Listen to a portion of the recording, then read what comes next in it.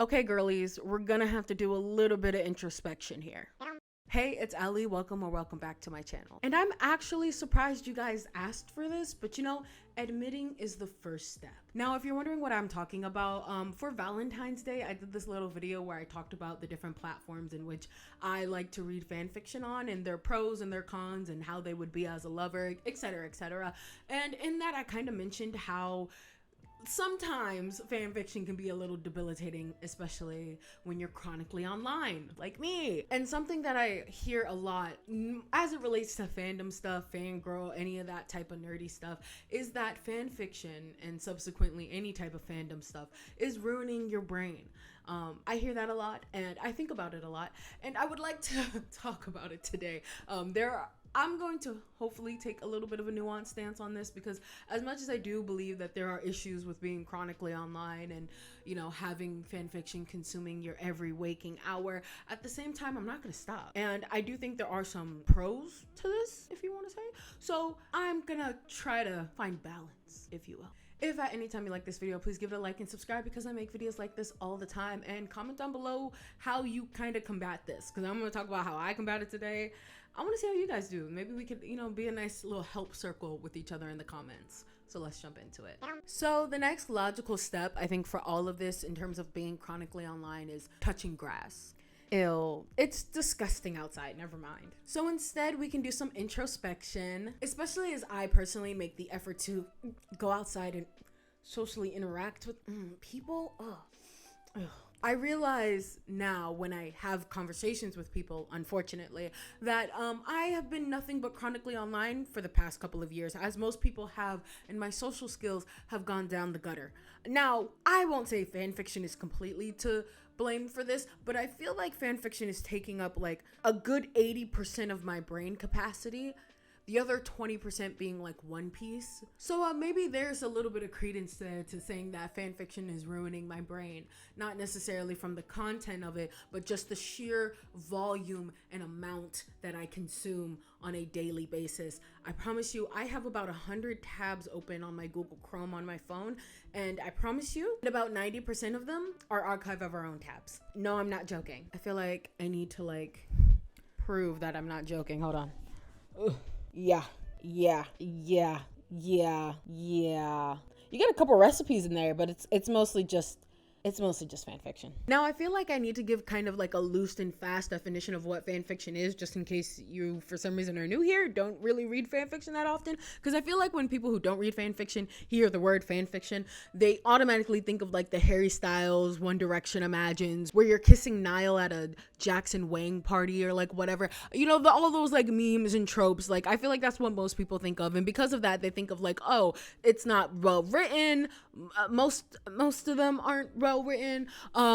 They don't have any good plot to them. It's just, corn, etc., etc. So I would like to give a loose and fast definition, because I don't think a lot of people understand that almost anything fan made is some form of fan fiction. If you're writing about like your headcanons for a character, that's fan fiction. If you're rewriting the ending to your favorite story because it ended very horribly, Voltron, that's fan fiction. I could go on and on and on, and trust me, I will. But I'm just here to say that fan fiction isn't always romance. It's not always self-inserts, though there are a lot of those. And they're not always ships either, like gay ships, as a lot of people like to say, like, oh, it's just gay porn. And it's like, no. I mean, yes, but also no. Like, sometimes it really is like fix are basically just fanfics that people make to fix a certain aspect of the show that they don't like, whether that's a character or the way a show ended. I literally can only think of Ultron right now. I'm so sorry. No, am I sorry? I feel like a lot of this misconception also comes from the misconception a lot of people have about fangirls, but that's a whole nother can of worms I'm not going to get into. I just believe that people just automatically assume, oh, you're a fangirl, you read fan fiction, you into that weird shit, which, like, maybe. That's for me to know and you to never know. But I also do read like regular fan fiction that could honestly qualify as like books.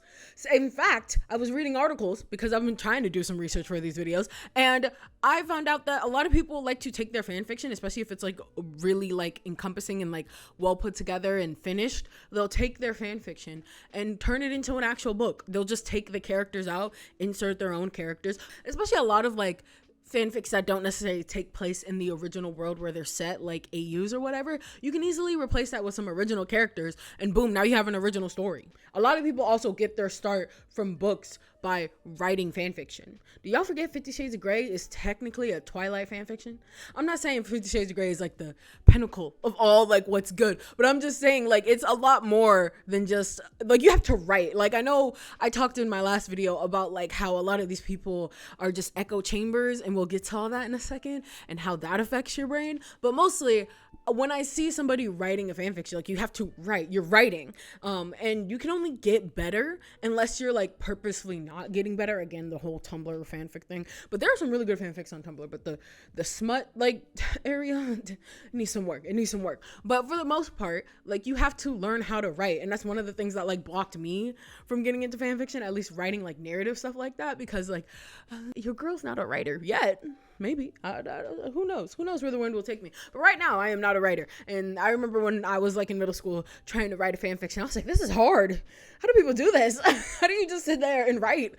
But yeah, so I feel like clearing up that misconception already kind of loosens up the whole fan fiction is ruining your brain because it's not productive or whatever. Like from the aspect of making fan fiction, like you're basically learning how to write. You're learning how to write stories, and that skill can be like applied literally anywhere. Learning how to write, learning how to communicate effectively. You're probably going to be dog water at first, but anybody is dog water at anything that they try first, so that's fine. But you know, from an actual like writing, making fan fiction standpoint, it can actually be pretty enriching. Escapism is also one that is used a lot in both the pros and the cons as it relates to fan fiction. We're going to talk about the cons real quick as it relates to escapism. Now, escapism for me can get into the negative area when you use it constantly instead of, I don't know, doing your taxes, your homework, literally anything else productive. Reading itself can be productive, but when what you're reading is also very important as well. There's a difference between reading those like novel fanfics, like I said, the ones that are literally about the length of a novel and have the quality of a novel,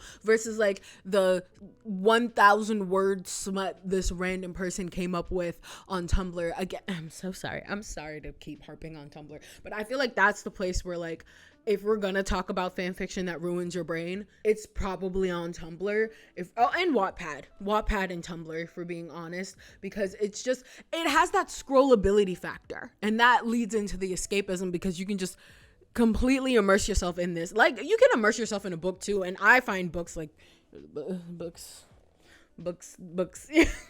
I find books to be escapism in their own right, but I feel like this form of escapism is more chronically online in terms of like kind of doom scrolling, because I find myself doing that on Tumblr a lot more than I would on like AO3. When I find something that is good, you wonder why I have like so many tabs open, because when I find something that is actually good, like it's a book. And I'm not like, I don't know about y'all, but I don't usually just read books like all the way through, like stuff that is literally the length of this online. Like I don't have the time to like sit there for hours and hours and hours, like the way you would read a book, the way I would read, you know, these fanfics on my phone. So Tumblr honestly is kind of like the fast fashion version of this.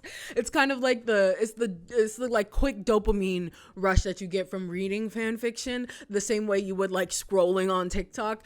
I get that through Tumblr, and honestly I do think that that is a negative, mostly because I'm often left like unsatisfied, and not in that way, okay, not in that way, but like just in terms of the story itself, because you know, I'm not saying that you can't write like a 500 word like story and have it be impactful. I'm just saying that a lot of the times they're not, at least on Tumblr, they're not that impactful. Or I'm not saying like impactful in the way of like, oh man, I was changed by this, but especially in the like imagine self-insert realm, even those can be like, I want more for us girlies. Like, okay, like I just want more for our self-insert girlies, okay? I end up scrolling and reading and scrolling and reading and scrolling and reading, and it just forever and ever and ever. And I look up and now it's midnight and I have to go to bed because I have to wake up the next morning. Like it really is. And you may wonder like, okay, if like, why are you doing that when you can just read the so-called books on your phone or like whatever? And it's just because again, the instant dopamine rush that you get when you do find something that's good and that's short, because sometimes you do want something that is short to read, you know what I mean? You don't want something that is extremely long at the time, especially when I'm about to go to bed, but you know, that just leads me to scroll forever and ever and on and on and on, and that's not good. Again, this escapism is trying to kind of like the way you would use TikTok to escape your daily responsibilities. And you know, of course, during 2020 when the world was ending, this was, you know, fine, no one really cared, but I found myself taking this habit out of 2020 and out of the pandemic, even though we very much still are in a pandemic. It has not gone away, but I have found myself doing this now instead of like reading these full books, which is why I have so many tabs open for fan fiction. Now, the content of these fanfics I talked about in my last video, but like, just to touch on it again, they're not the best all the time. I feel like it's a lot of generalizations about things like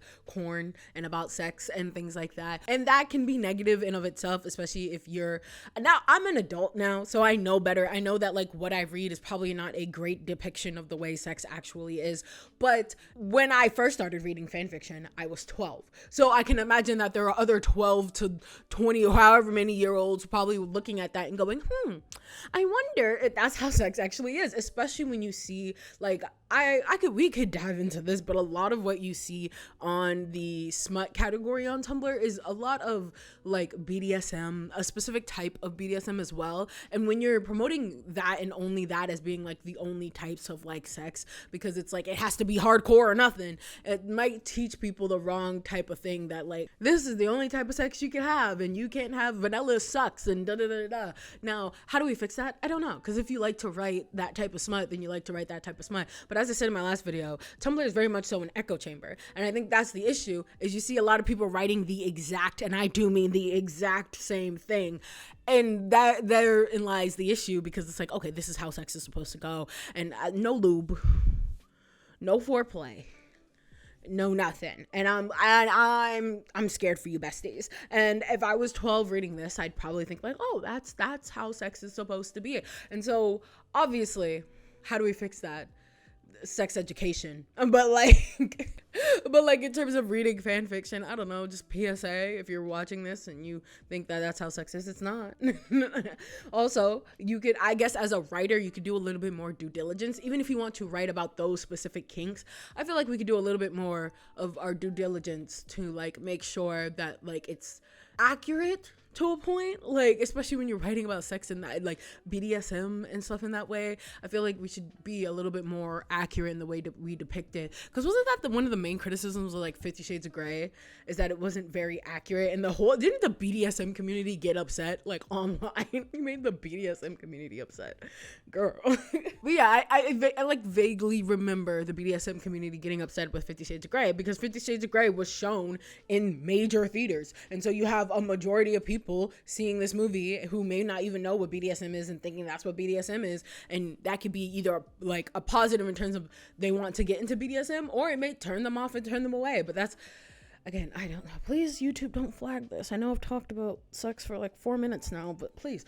Anyway, so yeah, just doing your due diligence and a little bit more of like looking something up instead of going off of what another Tumblr user said probably is what's going to help there and stop this kind of like echo chamber, which does ruin your brain, both from a making perspective and also a consuming perspective. Just, you know, having a little bit more education there, especially when I find that these are sometimes young people making these fanfics. It's like, definitely, I know, that's how I know it's an echo chamber. And like just a little bit of research, you know, open an incognito tab and look up how do BDSM and you'll be good to go. And of course, there's always that argument of like separating fiction from reality, and if you don't know how to separate fiction from reality, First of all, if I'm talking about like, now I'm an adult, obviously I can separate fiction from reality, but as I'm a kid, if I'm a kid, what you know? And I know some people will be like, oh, also with like smut and stuff, like most smut is 18 plus. Has that ever stopped anybody? Like, yeah, you can do your due diligence of putting 18 plus on your blog, but has that really ever stopped anybody from reading? No. Has that stopped anybody from entering corn website? No. So like, please be realistic about this. Like, just because you put 18 plus on your blog or your bio doesn't mean that like non 18 plus, that just allows you to be able to talk about whatever you want to talk about. That does not mean that you're never going to get anybody who's under the age of 18. It's not your responsibility to police them.